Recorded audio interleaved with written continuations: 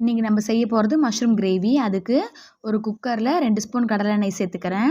எண்ணெய் காஞ்சதுக்கப்புறம் 1/2 ஸ்பூன் அளவுக்கு சோம்பு சேர்த்துக்கிறேன். சோம்பு நல்லா பொரிஞ்சதுக்கப்புறம் பெரிய வெங்காயம் 2 கட் பண்ணி வச்சுருக்கேன், அதை சேர்த்துக்கிறேன். நல்லா பொரிஞ்சதுக்கப்புறம் 1 ஸ்பூன் இஞ்சி பூண்டு விழுது சேர்த்துக்கிறேன்.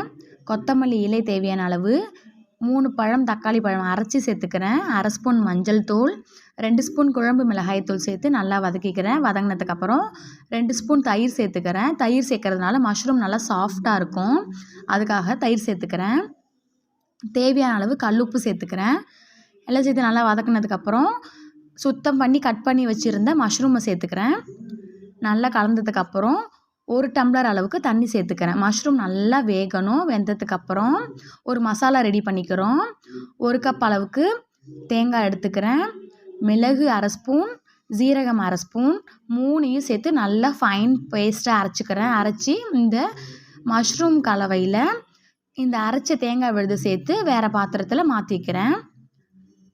மாற்றிக்கிட்டு கொத்தமல்லி இலை தேவையான அளவுக்கு சேர்த்துட்டு தாளிப்புக்கு ஒரு வானலில் 2 ஸ்பூன் கடலை எண்ணெய், கடுகு 1/2 ஸ்பூன், உளுத்தம்பருப்பு 1/2 ஸ்பூன், கருவேப்பிலை தேவையான அளவு சேர்த்துட்டு இந்த தாளிப்பை குழம்புல சேர்த்துக்கிறேன். சுவையான மஷ்ரூம் கிரேவி தயார். சூடான சாதத்துக்கு, சப்பாத்தி, இட்லி, தோசைக்கு எல்லாத்துக்குமே அல்டிமேட்டாக இருக்கும். ட்ரை பண்ணி பாருங்கள். லைக் பண்ணி